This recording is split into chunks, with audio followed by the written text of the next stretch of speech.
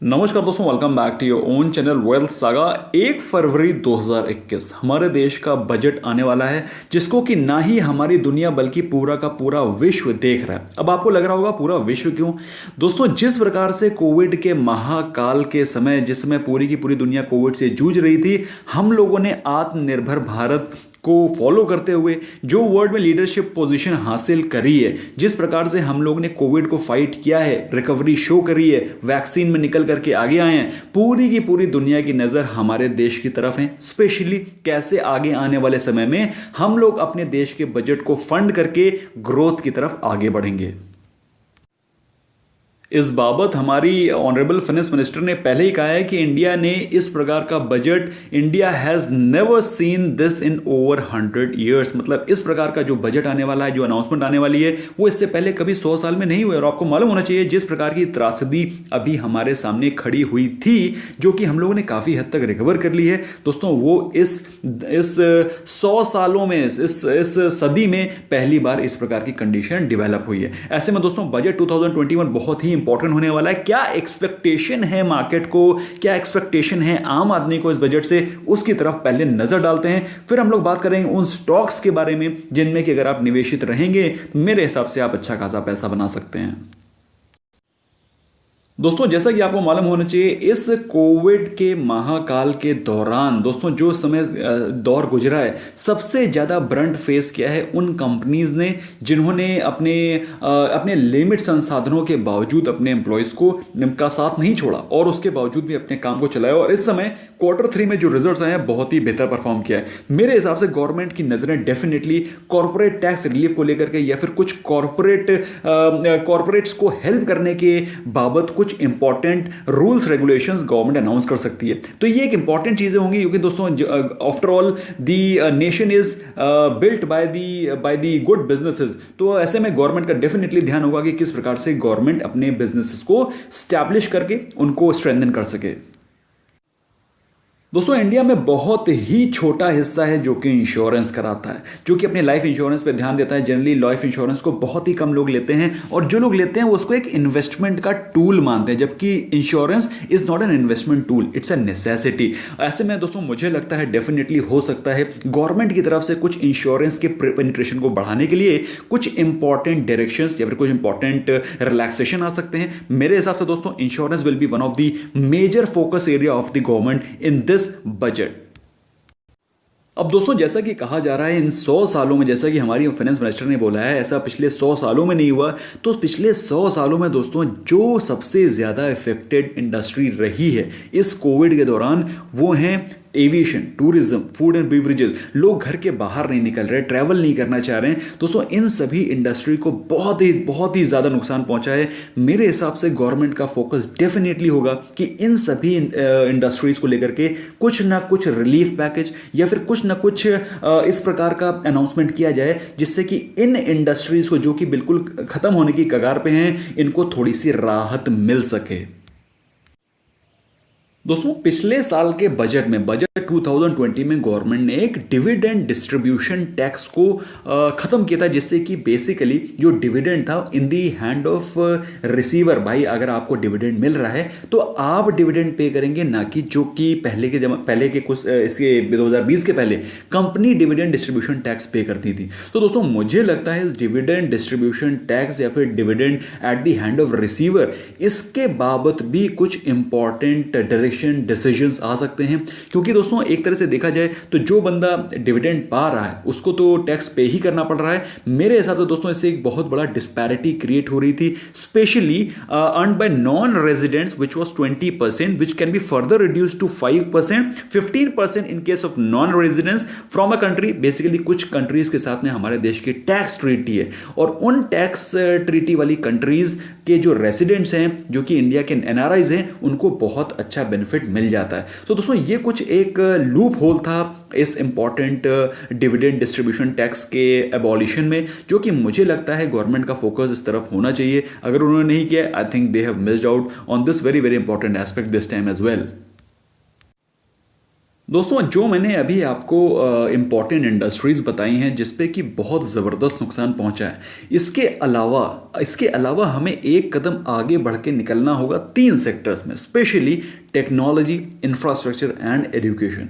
दोस्तों जिस प्रकार से कोविड के समय पर हमारे देश की टेक्नोलॉजी ने जो हमारा हेल्प किया है, जिस प्रकार से डिजिटल इंडिया के एक इम्पॉर्टेंट स्टेप को, जिससे कि हमारे देश में पिछले कई सालों से जो प्रगति चल रही थी, believe you me guys, because of this digital India movement which was raised couple of years back, जिसको पिछले कुछ सालों पहले से शुरू किया था, उसके चलते कोविड के समय हमें बहुत आराम मिली है। बिलीव यू मी गाइज, जो इंफ्रास्ट्रक्चर है, चाहे वो डिजिटल इंफ्रास्ट्रक्चर हो, चाहे वो जैसे किसी भी प्रकार का इंफ्रास्ट्रक्चर हो, उसमें अभी भी हमारे देश को बहुत काम करने की जरूरत है, specially education, specially online education या फिर एजुकेशन इंफ्रास्ट्रक्चर, जिसको क्रिएट करने के लिए अभी बहुत ज्यादा जरूरत है। मेरे हिसाब से government should definitely focus on these three aspect as well. दोस्तों last but not the least, मेरे हिसाब से दोस्तों रियल स्टेट सेक्टर को भी एक बहुत बड़ा पुश मिलने की जरूरत है। आई डोंट नो गवर्नमेंट का फोकस होगा या नहीं, आई कैन नॉट से और डिटरमाइन और गैस, बट मेरे हिसाब से दोस्तों रियल स्टेट सेक्टर भी एक वो सेक्टर है जो कि बहुत ज्यादा सीवियरली इफेक्ट हुआ है, अब की कोविड से नहीं बल्कि डीमोनेटाइजेशन के दौरान से। मेरे हिसाब से अगर गवर्नमेंट इसकी तरफ फोकस रखती है, I think this is going to benefit real estate sector as well. जबकि आपको मालूम होना चाहिए गवर्नमेंट ने कई सारे डिसीजंस लिए हैं, कुछ स्टैम्प ड्यूटीज को कम किया है, कहीं पर इंपॉर्टेंट रूल्स रेगुलेशंस को ट्वीक किया है, जिससे कि रियल स्टेट की डिमांड में थोड़ा सा जंप आया है। लेकिन मेरे हिसाब से दोस्तों रियल स्टेट सेक्टर को लेकर के भी गवर्नमेंट की तरफ से कुछ इंपॉर्टेंट अनाउंसमेंट्स हो सकते हैं। सो वो कौन से स्टॉक्स हैं जिसपे कि हम लोग फोकस रखें और जिसकी वजह से हमको अच्छा खासा बेनिफिट मिल सकता है, let's look at them as well. दोस्तों जो मैंने अभी थीम्स की बात करी, उनसे रिलेटेड स्टॉक्स जितने भी हैं उनको तो जंप मिलेगा ही मिलेगा। इसके अलावा ऐसा कहा जा रहा है कि पीएसयू बैंक्स में रिकैपिटलाइजेशन भी किया जा सकता है, जिसके चलते पीएसयू बैंक्स के जो लीडर्स हैं उसको हम फोकस कर सकते हैं, like SBI, like Bank of Baroda. तो दोस्तों मेरे हिसाब से SBI happens to be one of the good stocks जो कि आप इसमें फोकस कर सकते हैं। पहली चीज तो अगर हम बात करें उसके वैल्यूएशन की, तो इंडस्ट्री की पी है 20 और आपको उसके हाफ दी वैल्यूएशन पे मिल रहा है। मतलब क्या है? मतलब यह है कि पीएसयू सेक्टर का लीडर आपको सस्ते वैल्यूएशन पे मिल रहा है। मेरे हिसाब से आप उसकी तरफ नजर रख सकते हैं। ऑल्दो बात करें एक महीने के वैल्यूएशन की, तो पिछले एक महीने में स्टॉक ऑलमोस्ट उसी प्राइस रेंज पे ट्रेड कर रहा है जिसपे कि वो एक महीने पहले कर रहा था। तो मेरे हिसाब से कोई ज्यादा खास जंप नहीं है। ऑल्दो स्टॉक 300 रुपीज के प्राइस रेंज तक गया था, फिलहाल पूरा वहां से करेक्ट होकर के अपने पिछले एक महीने के प्राइस लेवल पर आ गया है। अगर बात करें हम लोग एक साल के परफॉर्मेंस की, तो एक साल पहले ये स्टॉक 328 के प्राइस रेंज पे था। कोविड के बाद भयंकर गिरावट आई और उसके बाद रिकवरी हुई है। अभी भी स्टॉक अपने 1 ईयर के हाई के आसपास नहीं पहुंचा है। बात करें 3 साल की दोस्तों, तो ये स्टॉक बिल्कुल परफेक्ट ट्रेडिंग बेट है, जिसमें कि अप्स डाउन्स आते रहते हैं। मेरे हिसाब से अगर आप बजट में एक इंपॉर्टेंट पिक लेना चाहते हैं जिससे कि आप 10-12% निकालना चाहते हैं, SBI happens to be a good pick. अब आपके दिमाग में क्वेश्चन चल रहा होगा कि एसबीआई तो अच्छी पिक है, लेकिन किस प्राइस पे बाय करें? तो दोस्तों अगर आप इसको सही प्राइस पे बाय करना चाहते हैं, मेरे हिसाब से 270 to 280 is a good buy price to accumulate SBI on dips. तो अगर बाई चांस बजट में कुछ पैनिक आता है, कुछ फियर आता है, अगर आपको ये स्टॉक 270 to 280 के बीच में मिलता है, I think it's a great stock to accumulate for long term. इसके अलावा दोस्तों मेरे हिसाब से, जैसा कि मैंने आपको बताया कि रियल एस्टेट सेक्टर में डिमांड बढ़ सकती है, LIC housing finance will be one of the best beneficiary. मैंने इसको इसलिए पिकअप किया है क्योंकि इंडस्ट्री के प्राइस टू अर्निंग रेशियो से बहुत ज्यादा सस्ता है। आप इंडस्ट्री की प्राइस टू अर्निंग देखिए ऑलमोस्ट क्लोज टू 20 और आपको इसकी ऑलमोस्ट 1/3 वैल्यूएशन पे मिल रहा है। मतलब अगर आप स्टॉक को इंडस्ट्री के प्राइस से अगर कंपेयर करेंगे तो ये स्टॉक की वैल्यू करीब 900 रुपए से ज्यादा होनी चाहिए। आइडियली 900 से भी ज्यादा होनी चाहिए, 1000 रुपए के आसपास होनी चाहिए। तो उस हिसाब से दोस्तों ये स्टॉक काफी अंडर वैल्यूड है। डिविडेंड के बारे में बात करें, 2% की डिविडेंड यील्ड है, which is according to me a very very phenomenal dividend yield. एक महीने में दोस्तों स्टॉक 442 के प्राइस पे गया हुआ था, लेकिन अभी आपको कुछ करेक्शन पे मिल रहा है। मेरे हिसाब से दोस्तों it's a good pick to buy for long term. अगर हम लोग बात करें इसके पिछले एक साल के परफॉर्मेंस की, तो दोस्तों पिछले एक साल में स्टॉक ने 442 के आसपास के हाई लगाए थे। उसके बाद उसमें काफ़ी अच्छा गिरावट आई, ऑलमोस्ट रिकवरी चल रही है, लेकिन अभी भी वो ऑलमोस्ट 1 ईयर के हाई के आसपास ही चल रहा है। अगर बात करें सेक्टर की, तो सेक्टर ऑलमोस्ट फ्लैट रहा है। अगर पिछले एक साल के कंपैरिजन के बारे में बात करें, सेंसेक्स हैज रिजन अप्रॉक्सीमेटली 12.5%। 3 साल के बारे में बात करें दोस्तों, तो 3 साल का डेटा मेरे पास अभी नहीं है, लेकिन अगर आप इसको बात करें कि मुझे इसको किस प्राइस पे बाय करना है, लेट्स सी दैट। सो दोस्तों, जैसा कि आप देख सकते हैं, ये स्टॉक प्रेजेंटली अपने 50 डे एक्सपोनेंशियल मूविंग एवरेज के सपोर्ट पे चल रहा है, विच हैपेंस टू बी 380। तो अकॉर्डिंग टू मी, अगर ये स्टॉक आपको बजट के कंफ्यूजन के चलते 380 370 के आसपास मिल जाता है, I think you should accumulate it and hold it for some time. I think this stock has to go above 450 in a very very short span of time. अगर आप लेना चाहते हैं, ले सकते हैं, ऐसा मेरा मानना है, इसलिए मैं आपको स्टॉक्स रिकमेंड कर रहा हूं। अगर आपको इन स्टॉक्स को एक्यूमुलेट करना है, अपने फाइनेंशियल एडवाइजर से डेफिनेटली एक बार एडवाइस ले लें। तीसरा स्टॉक दोस्तों मैंने एग्री थीम को लेकर के चूज किया है, और वो स्टॉक है एस्कॉर्ट्स। अब एस्कॉर्ट्स के बारे में बात करें दोस्तों, तो इंडस्ट्री की प्राइस टू अर्निंग रेशियो है 27 के आसपास, और वो आपको इंडस्ट्री के प्राइस टू अर्निंग रेशियो पे ही मिल रहा है। अगर बात करें स्टॉक की, तो हाई ग्रोथ स्टॉक है। पिछले एक महीने में स्टॉक आपको 5% के करेक्शन पे मिल रहा है। 1377 रुपीज का हाई लगाया था उसने पिछले एक महीने में, और अभी आपको मिल रहा है 1200 पे, तो अच्छे खासे करेक्शन पे मिल रहा है। अगर बात करें पिछले एक साल के परफॉर्मेंस की, 61% के रिटर्न्स विद इन 1 ईयर। एक साल में 60% के returns, can you beat it? अगर आप एफडी कराते हैं तो 12 साल में इतना रिटर्न मिलेगा, वो एक साल में स्टॉक ने दिया। 3 साल के अगर बारे में बात करें, तो stock is given you 44% returns, जबकि सेक्टर ने मुश्किल से 10% के रिटर्न, सेंसेक्स से 27% के रिटर्न्स। तो almost 4 times the returns of sector, और सेंसेक्स से ऑलमोस्ट डबल रिटर्न्स दिए स्टॉक ने। तो मेरे हिसाब से अच्छी पिक हो सकती है, एग्री थीम हो सकता है गवर्नमेंट कुछ रूरल थीम को ध्यान में रखते कुछ बजट निकाले, कुछ अनाउंसमेंट करे, तो according to me Escorts can be one of the best beneficiary. मुझे ये स्टॉक काफ़ी सही वैल्यूएशन पे क्यों लग रहा है, उसको मैं आपको अभी दिखाना चाहता हूँ।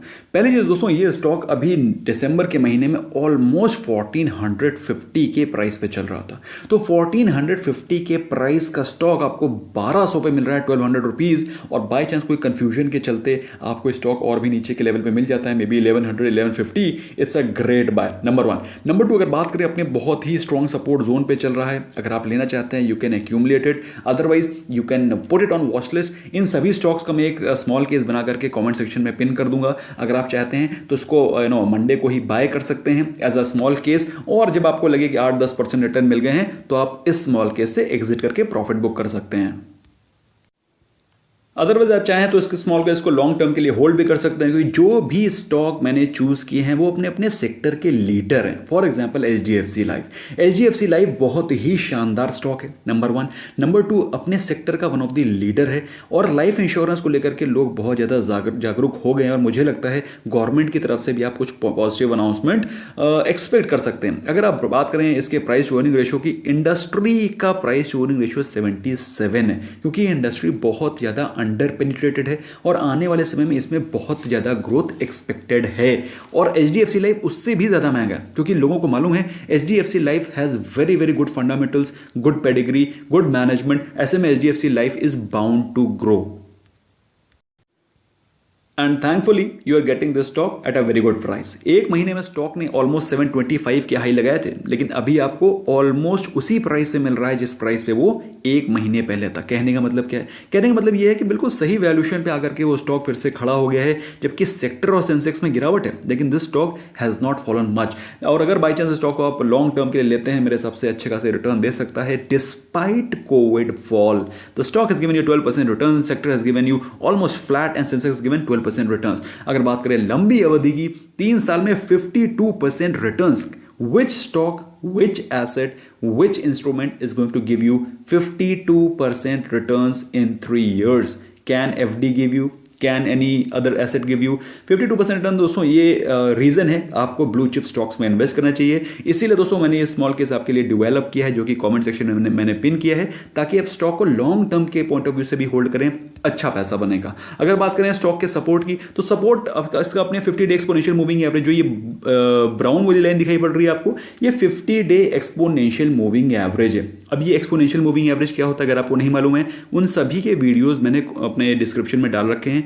You must watch them in this weekend and make your stock market journey smoother.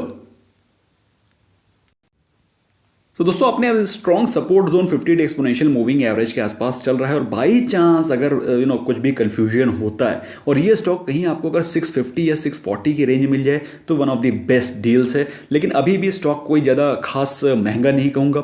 इसके अलावा दोस्तों one of the best stock as far as present R&D is consider. R&D मतलब research and development in India, manufacturing in India, Aatmanirbhar Bharat. India में जितने भी curves लग रहे हैं इंपोर्ट ड्यूटीज को लेकर के, सबसे बड़ा one of the best beneficiaries is Dixon technologies. इसके अलावा एक और स्टॉक है जिसका नाम है वैरक इंजीनियरिंग। वैरक इंजीनियरिंग पे भी आप फोकस कर सकते हैं, डिक्सॉन टेक्नोलॉजीज में आप फोकस कर सकते हैं, GMM फॉडलर में आप फोकस कर सकते हैं। ये सारे वो स्टॉक्स है दोस्तों जो कि इंडिया की एक नई नीश डेवलप हो रही है, उसके पार्टिसिपेंट हैं, जिसके चलते स्टॉक में एक जबरदस्त जंप दिखाई पड़ रहा है। दोस्तों अगर आप बात करें इंडस्ट्री के प्राइस टू अर्निंग रेशियो से, ये डबल दी प्राइस रेंज पे अवेलेबल है। एक महीने में स्टॉक ऑलमोस्ट 5% के अपसाइड पे अवेलेबल है। लेकिन believe you me guys, the stock was trading at 1500 plus range, जो कि अभी थोड़ा करेक्ट हो चुका है, अदरवाइज तो ये 1500 रुपए के ऊपर का स्टॉक था। एक साल में stock has given you 226% returns, मतलब आपके 1 लाख को बनाया है 3,26,000 रुपए विद इन 1 ईयर। तो जितना भी एंटी चाइना सेंटिमेंट है, या फिर आत्मनिर्भर भारत कह लें, या फिर आप कह लें manufacturing in India, make in India, या फिर जो भी इस प्रकार के नए इनिशिएटिव गवर्नमेंट के चल रहे हैं, ये डायरेक्ट बेनिफिशियरी है उन सभी इनिशिएटिव्स का।